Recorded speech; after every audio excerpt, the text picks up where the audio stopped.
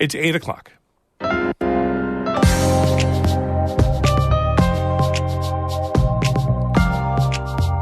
Good morning. This is Northern Light for Monday, June 19th. Juneteenth. I'm Monica Sandreski. And I'm Todd Moe. New research is shedding light on the settlements of Black Americans in the Adirondacks in the 1850s. The big picture is that this landscape was an amazing focus of efforts to empower people of color and make a multi-racial, diverse community here in the Adirondacks that could serve as a model for the whole country. The State Assembly returns to the Capitol tomorrow for a two-day session to take care of unfinished business. There's a fair number of probably 10 bills or so that we think that would be great to see them enact in the Assembly and send on to the governor and maybe get some redemption for what was a pretty crummy move. Also, we will check in with the artistic director at the Depot Theater about its summer lineup of live theater in Westport. Chesapeake is this bonkers kind of wild show. I frankly a little jealous not to be in it. All of that and more is coming up on Northern Light. Stick with us.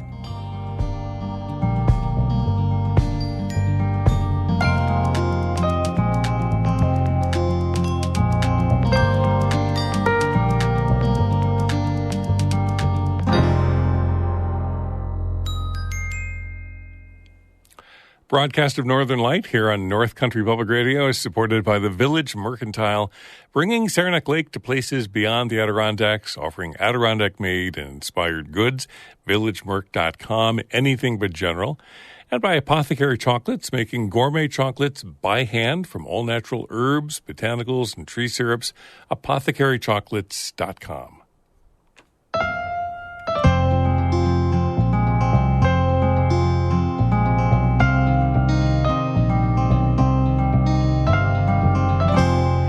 This is Northern Light. I'm Monica Sandreski. And I'm Todd Moe.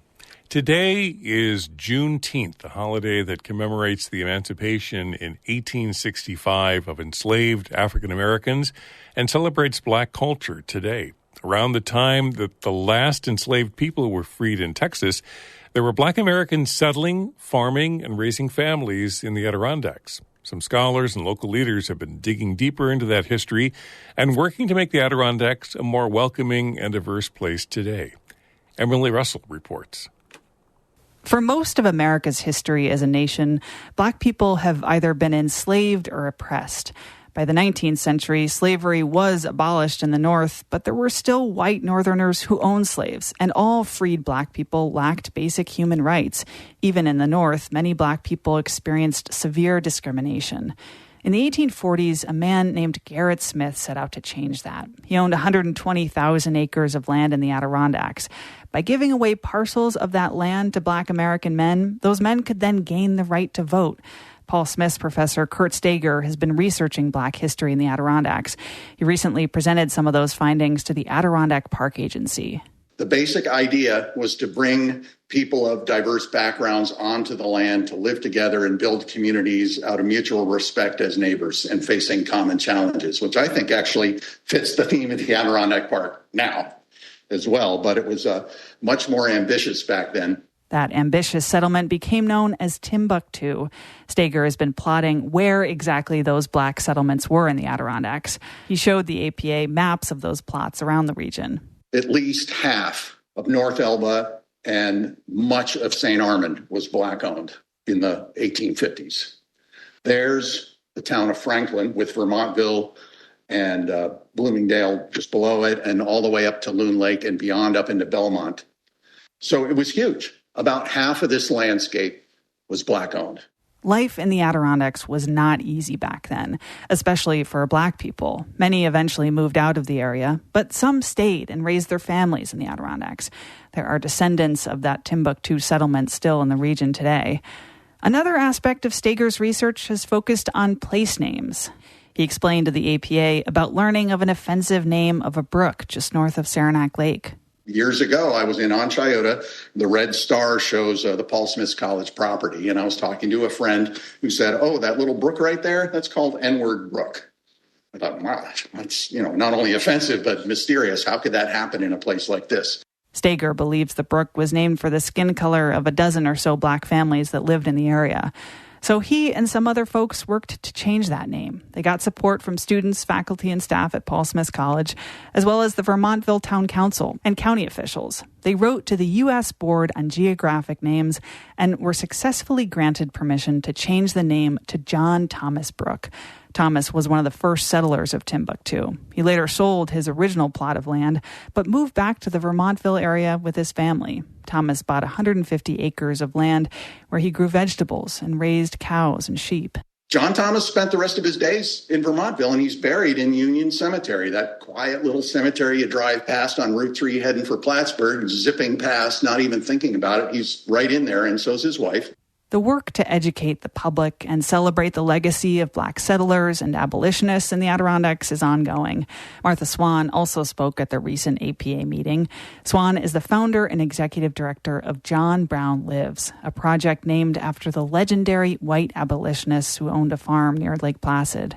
Through this work that others have done and that we've done together, I have begun to believe in the unifying potential of our history, the unifying potential of rolling up our sleeves, digging deep into the horrors, the terrors, the tragedies, the violence, the crime of so much of our history. Swan helped organize the Juneteenth celebration at the John Brown Farm. Then in August, the farm is planning to host a long table dinner and discussion with leading scholars such as Nell Painter. The event is an effort to bring together diverse people and perspectives to talk about the history and the future of the Adirondack Park. Emily Russell, North Country Public Radio.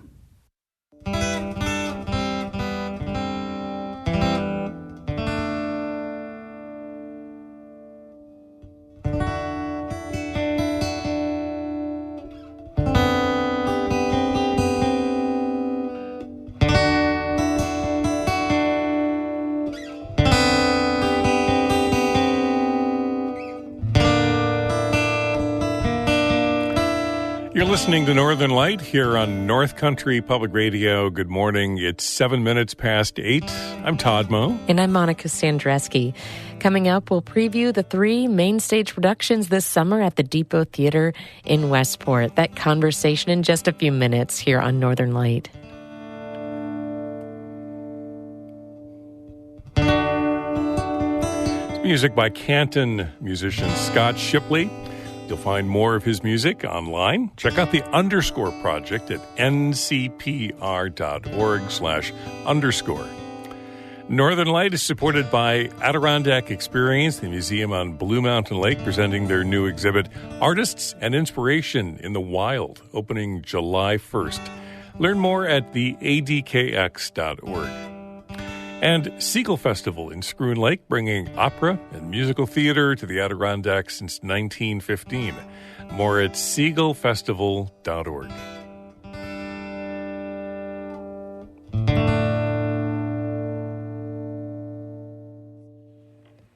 The New York State Assembly returns to the Capitol tomorrow to take care of some unfinished business.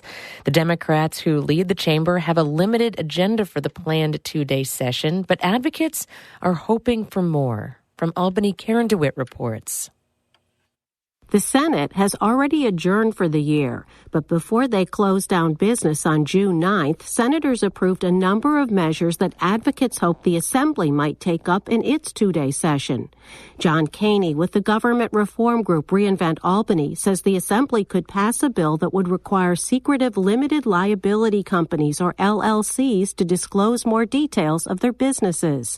LLCs are often used to mask ownership of large real estate tracts in the state. Caney says there's another measure approved in the Senate that places restrictions on pay-to-play campaign donations. That's where donors contribute large sums of money and later are awarded state-funded contracts.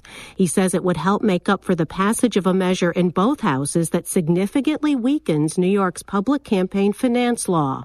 There's a fair number of probably 10 bills or so that we think that would be great to see them enact in the Assembly and send on to the governor. and maybe get some redemption for what was a pretty crummy move. The Senate also approved a measure known as Coverage for All. It would fund health care for some low-income immigrants who are undocumented.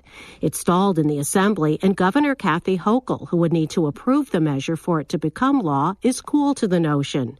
Hochul says the federal government has authorized the use of $2 billion to be spent on the coverage, but she says if the state were to commit to funding it long-term, the total cost would be closer to $13 billion. It's not just saying that $2 billion is going to be there forever, because it won't be. If the federal government wishes to give us more to complement that, supplement that, give us $13 billion, that makes it a lot easier on the state. But I have to look at everything holistically and the impact on our state finances before I make a decision. Advocates for immigrants, including Make the Road New York, call it a common-sense measure. They point out the state's business council, as well as major healthcare stakeholders, back the bill. The Assembly so far has committed to just a few items. They include approval of an updated wrongful death statute that would make it easier for families of victims to bring suit in civil court. A bill that the state Senate approved to give the Hochul administration pre-authorization for a new gaming compact with the Seneca Nation of Indians has now been dropped after elected officials in Rochester said they were blindsided by plans to locate a casino in that city. Assembly Speaker Carl Heastie said in a tweet Friday evening that because of the controversy, the Assembly can't move forward with a vote on the compact. Another item that probably won't be on the Assembly's agenda, any actions to ease the state's housing crisis. That effort failed after Governor Hochul rejected a deal between the Senate and Assembly Democrats. It would revive a tax break for developers who include affordable housing in their construction projects, as well as more tenant protections. Hochul, who withdrew her housing plan during budget talks when it became clear that the legislature would not support it, says the more pressing need right now is providing more rental housing. Yes, protect tenants, but number one, I have to build more housing. We need more units built, because otherwise landlords will always be able to charge more, because it's a simple matter of supply and demand. And that is something that the legislature didn't quite understand. Hochul says she might try to act on her own to work around the legislature by issuing executive orders. She says her team is looking at alternatives to act on what she says is an affordable housing crisis. In Albany, I'm Karen DeWitt.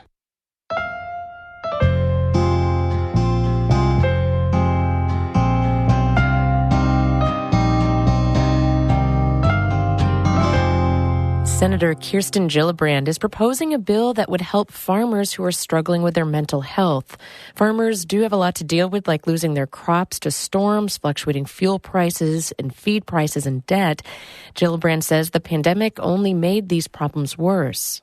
Even before the pandemic, the suicide rate amongst our farmers was already 3.5 times higher than it was among the general population. The National Agricultural Crisis Hotline would provide a 24/7 crisis hotline specifically for farmers, ranchers, and their families. The hotline will be staffed by crisis and mental health professionals that are familiar with the unique issues faced by farmers. We need to make sure that our farmers, farmhands, and ranchers have the resources they need so they can keep producing the products that fuel our national economy. The bill still needs to pass the Senate. In the meantime, Gillibrand is encouraging farmers who need support to call the 988 Suicide and Crisis Lifeline. The town supervisor of Waddington will resign at the end of the month. According to the Watertown Daily Times, Alex Hammond is accepting an assignment with the National Guard as the State Casualty Affairs Coordinator and will be stationed at the Joint Force Headquarters in Albany County. Hammond was elected town supervisor in November 2017 and took office when he was 21 years old and a senior in college. His resignation is effective June 30th. Waddington won't vote on who will be town supervisor until an election can be held in the fall. Hammond is recommending his deputy supervisor, Travis McKnight, for the position. And the town of Hammond is hosting its 5th annual Scottish Festival in a couple of weeks to celebrate the community's Scottish settlers. According to the Watertown Daily Times, there were close to 1,000 people at last year's festival, and organizers want to surpass that this year. The events start at 8:30 on Saturday, July 8th, and include a 5K kilt run, stone and caber tossing competitions, and musical performances with the Celtic band Kilrush and the Ottawa Reel Dancers.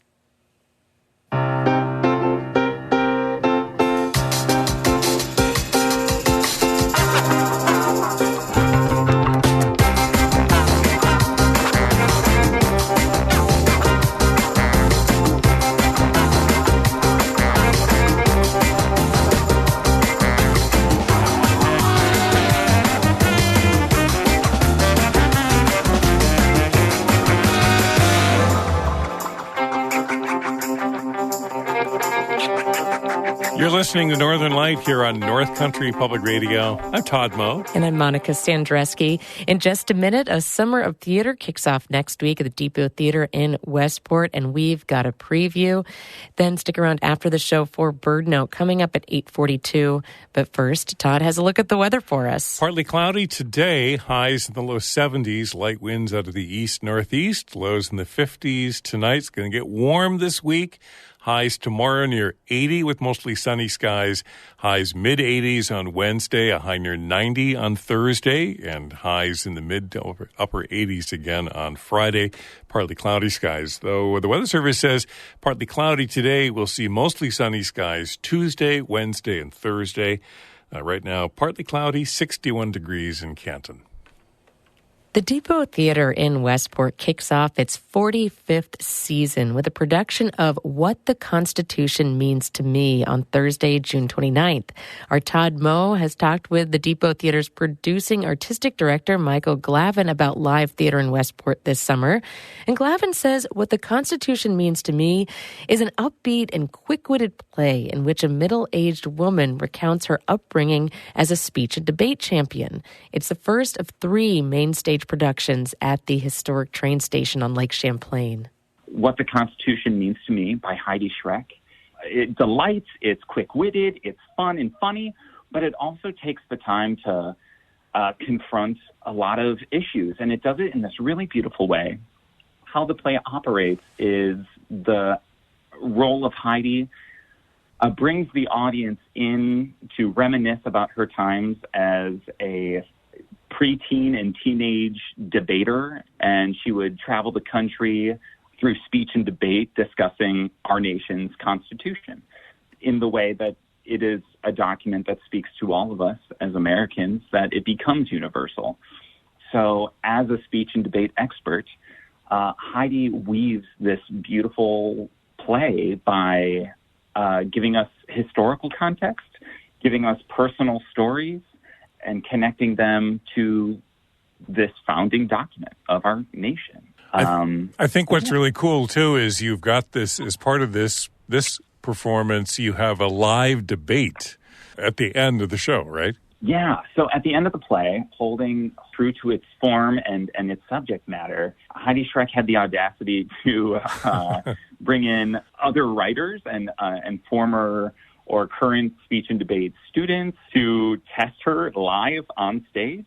And so we're really excited to bring that to the stage at Depot. It being such an intimate house, I think, is really going to thrive. And, it promises to maintain every night is unique. Well, okay, so moving to Chesapeake, I am a dog lover, and so when I first saw this on your lineup with this adorable chocolate lab in the visuals for the show, I thought, wow, are they going to have a dog actually on stage? So in a theatrical sense, okay, absolutely. Right. Chesapeake is this bonkers kind of wild show. I am absolutely enamored, and frankly, you know me from having been on the stage last year, so I'm frankly a little jealous not to be in it, but that's fine. It is a tour de force, one-person show, and so there is a dog, but there's also a handful of other characters that this actor will inhabit, and frankly, instantaneously. There are scenes between 2 people and a dog where our actor, his name is Luke Weiner, coming from New York City, and he absolutely transformative, spur of the moment. It is about this hyper-liberal performance artist, and his work has just been slandered by a hyper-conservative senator. And so he vows revenge and goes to kidnap the senator's dog, who has been making all the public appearances and garnering all this terrific favor for the senator. And then amidst a really wacky scene with some mystical magic, he becomes the dog. It is hilarious, riotous, and I weep like a baby at the end every single time. So it's a thrill. It's an amusement park of a play. Then for the third show, the theater is kind of looking back to its very first season, 45 seasons ago, with The Fantasticks. Yeah, it had a historically long run off-Broadway in New York. In my estimation, a show about love. And if that doesn't strike a nerve for anyone, then I'm so sorry.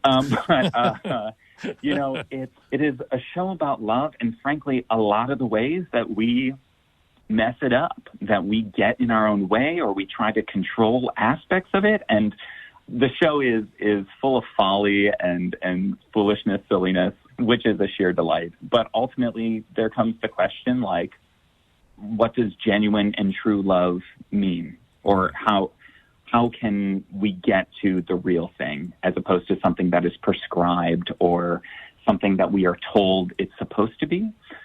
I'm really excited about this production because as a classic, it is a score that I feel like many generations know. It was one of the very first pieces I did when I graduated college. It's a score that is full of love. And then for this play, we're looking at what are the ways that we can build this production in a way that is unique or specific to this time. The conceit being we're bringing together a bunch of actors sort of in like a summer camp kind of venue, which makes sense with us being in the outdoors and all this group sort of gathering together to make a show. Yeah. And living in that sort of, meta theatricality, being aware that we're putting on a show, in that we've got sort of a self-assignment of roles going on across the actors. Like, oh, I'll try this one. Wait, no, you try this one. And, it's the original script, it's the original score, but we're bringing some new fun things to it. So honoring our first season and forging forward for our 45th. And then you've got a theater program for young people in the area? We sure do, yeah. We've got the Academy, which is just like bursting with talent this year, and we're doing a premiere of a brand new show, Camp, a new musical. Mm-hmm. It had a brief off-Broadway run, but we are premiering it as a regional debut. And so that one, instead of being on our Depot stage, that one's going to be at the Grange Hall, the Wallensburg Grange Hall. Right. And that's August 4th through 6th. Typically, some of the younger Academy programs have been closer to like 15, 20 young artists and performers. And I think this year we're pushing 30, 40.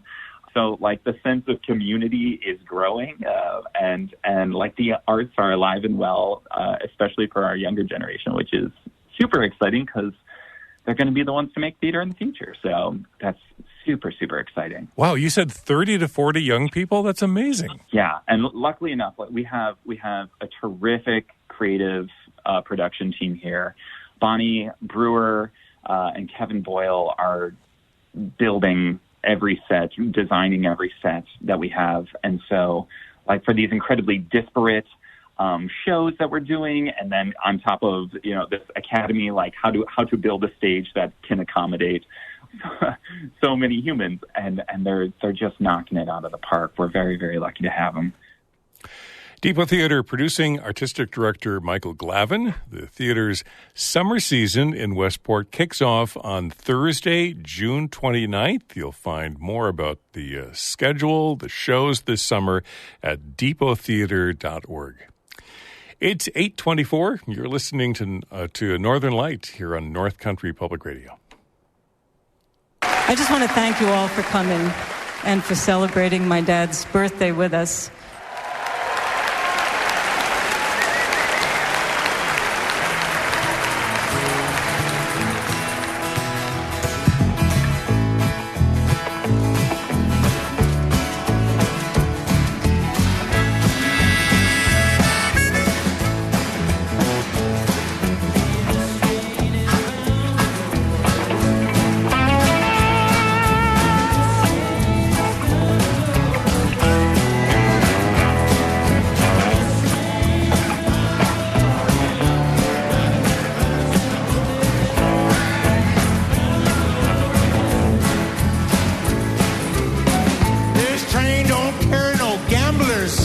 this train. Triple dealing and Wall Street ramblers, this train. Well, if you catch them with their hands in deep, cast them out and then repeat. This train, bound for glory, this train. This train don't care no lies, this train. This train don't care no lies, this train. This train don't care no lies, she's streamlined and a midnight flyer. This train don't care for the glory of this train.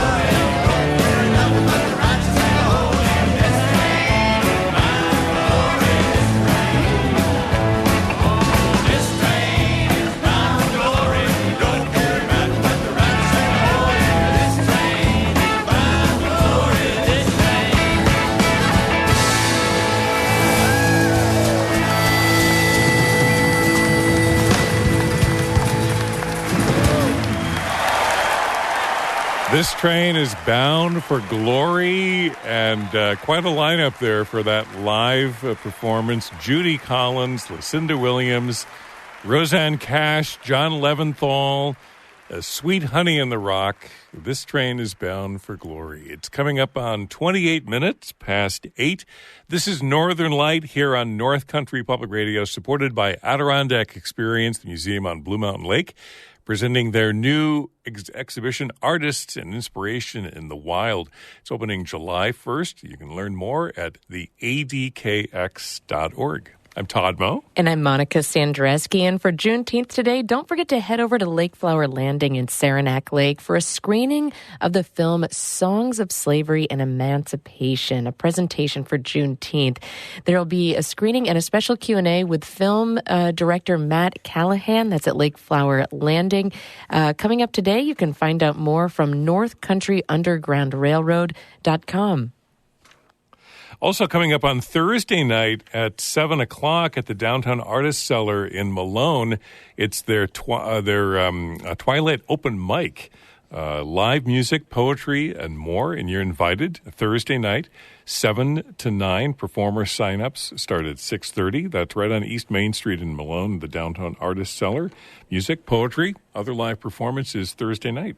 And Freihoffer's Saratoga Jazz Festival is coming up at the Saratoga Performing Arts Center this weekend, featuring Pat Metheny Side-Eye, Angelique Kidjo, Tower of Power, and Snarky Puppy, Corey Wong, and more. St. Paul and the Broken Bones. You can find out more at spac.org for the Saratoga Performing Arts Center's Jazz Festival coming up this weekend.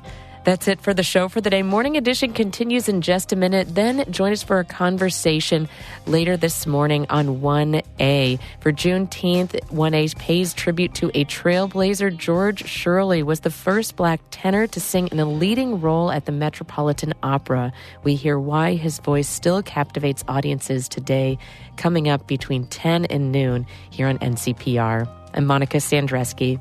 I'm Todd Moe. Be well.